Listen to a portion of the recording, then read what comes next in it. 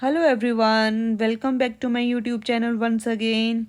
So everyone, ये जो advertisement है ये from Orissa public service commission और ये परमानेंट पोस्ट के लिए है, टेम्प्रेरी पोजीशंस के लिए नहीं है. सो वीडियो के स्टार्टिंग में मैं बता देती हूँ कि ये जो है एडवर्टाइजमेंट है ये असिस्टेंट एग्रीकल्चर ऑफिसर रैंक के लिए है, class 2 group B of Odisha agriculture and food production service under department of agriculture farmers and empowerment. So all the best who are going to fill this application form and my best wishes कि आपका selection जो है वो assistant agriculture officer की post के लिए हो जाए.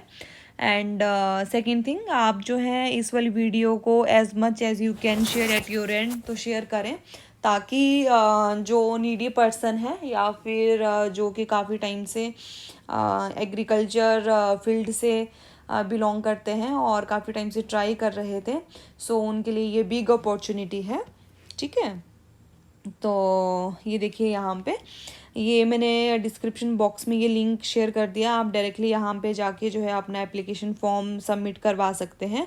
तो ये एप्लीकेशन फॉर्म जो है ये कल से, इट मीन्स के 12 नवंबर 2024 से लेके 11 दिसंबर तक ये रहेगा.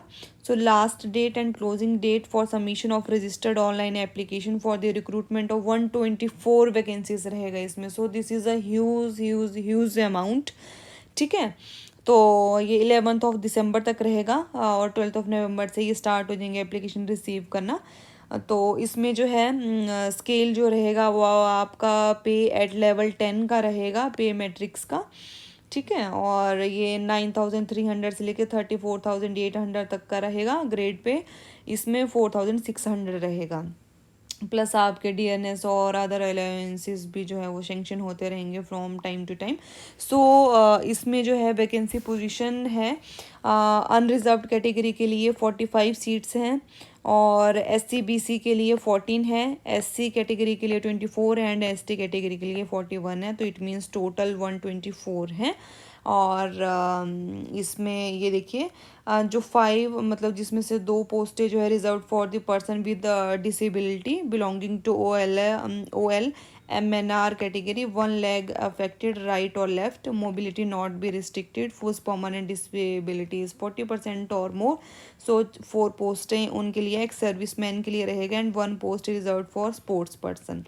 तो यहाँ पे जो स्पोर्ट्स पर्सनस के लिए भी हैं, जो हैंडीकैप्ड हैं, बेसिकली डिसेबल पर्सनस हैं उनके लिए भी हैं, और जो एक्स सर्विस मैन है उनके लिए भी है, और जिनको कोई डिसेबिलिटी है 40% से ज़्यादा तो उनके लिए भी हैं. सो ये बहुत अच्छी बात है कि यहाँ पे हर तबके के लोगों को जो है वो कंसीडर किया गया है. तो ये देखिए फर्दर यहाँ पे इन्होंने पूरा मेंशन किया है फिजिकल रिक्वायरमेंट और फंक्शनल क्लासिफिकेशन पे.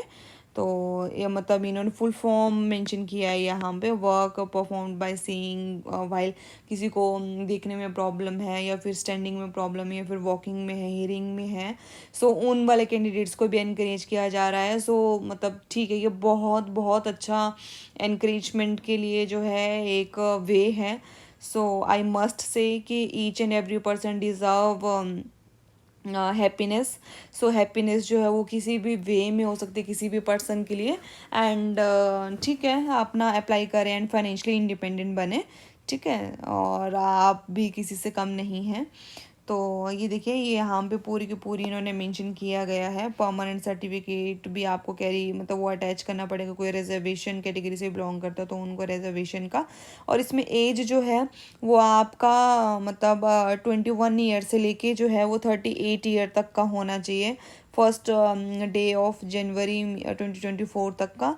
और basically born earlier 2 January 1986 and not later than 1 January 2003. So basically 1986 के बाद के लोगों का बॉर्न और प्लस 2003 से पहले का जिनका बॉर्न हुआ है वो वाले कैंडिडेट्स इसमें एलिजिबल हैं. तो मतलब 21 साल आपकी एज होनी चाहिए और 38 ईयर्स से पहले पहले आपकी एज होनी चाहिए तो आप एलिजिबल हैं। और ये देखिए यहाँ पे वुमेन एंड एक्स सर्विसमैन के लिए भी है, शेड्यूल्ड ट्राइब के लिए भी है, एससी के लिए है।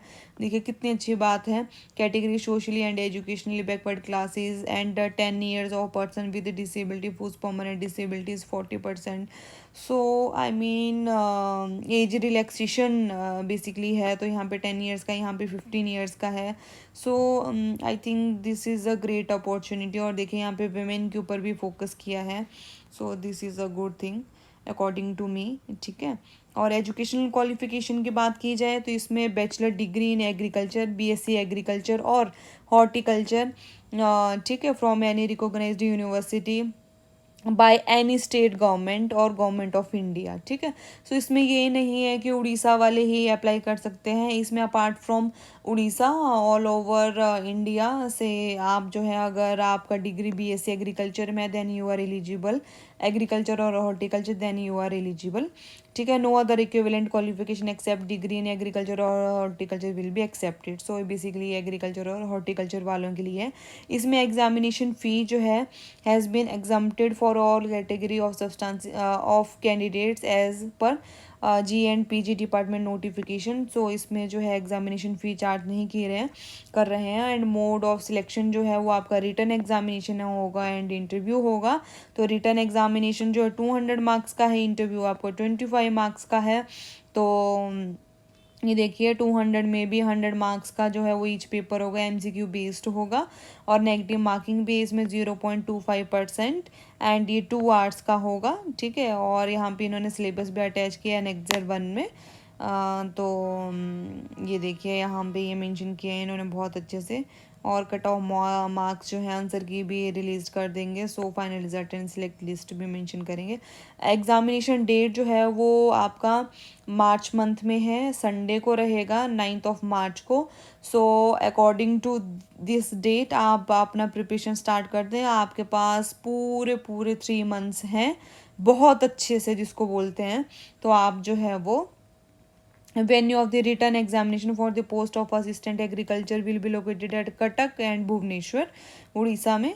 तो अदर एलिजिबिलिटी, तो the candidate must be citizen of India, ठीक है। तो आपका डिग्री वो सब चीज़ें जो है ये देखिए उड़िया एज ई लैंग्वेज। सो देखिए यहाँ पे जो है आपका अपार्ट फ्रॉम आप मतलब ठीक है आप किसी और स्टेट से भी कर सकते हो, बट आपका जो है वो मतलब एग्जामिनेशन है, मतलब आपको उड़िया लैंग्वेज भी आना चाहिए। सो आई थिंक उड़ीसा वाले कैंडिडेट्स इसमें एलिजिबल हैं, ठीक है। तो इसमें जो है बाकी कैंडिडेट्स के पास अगर उन्होंने मतलब ठीक है किसी और स्टेट से बिलोंग करते हैं और वो उड़ीसा में ही है, तो देर इज़ अ वे कि वो एलिजिबल हैं, ठीक है। तो a candidate who has more than one spouse living will not be eligible for appointment unless state government has exempted his or her case from operation for the limitation. So इस चीज़ का आप ध्यान रखें। एंड ये देखिए important points, ये सब चीज़ें आप गो थ्रू कर सकते हैं बहुत अच्छे से। और certificate document will be attached. तो ये देखिए यहाँ पे सब चीज़ें जो है इन्होंने मेंशन की हैं। ऑनलाइन एप्लीकेशन फॉर्म पे आप जो है फिल करें, हाउ टू अप्लाई पे वही इस वाली वेबसाइट पे जाके जो है आपका पोर्टल ओपन हो जाएगा और वहाँ पे जाके आप अपना मेंशन करें, ठीक है। सो क्लोजिंग डेट के बारे में बता दिए। ये रहा आपका जो सिलेबस है एनेक्सर 1 में, टॉपिक्स एग्रोनॉमी ये रहा यहाँ पे जो फर्स्ट वाला है। सेकंड टॉपिक ये है हॉर्टिकल्चर का, प्लांट पैथोलॉजी एंड माइक्रोबायोलॉजी।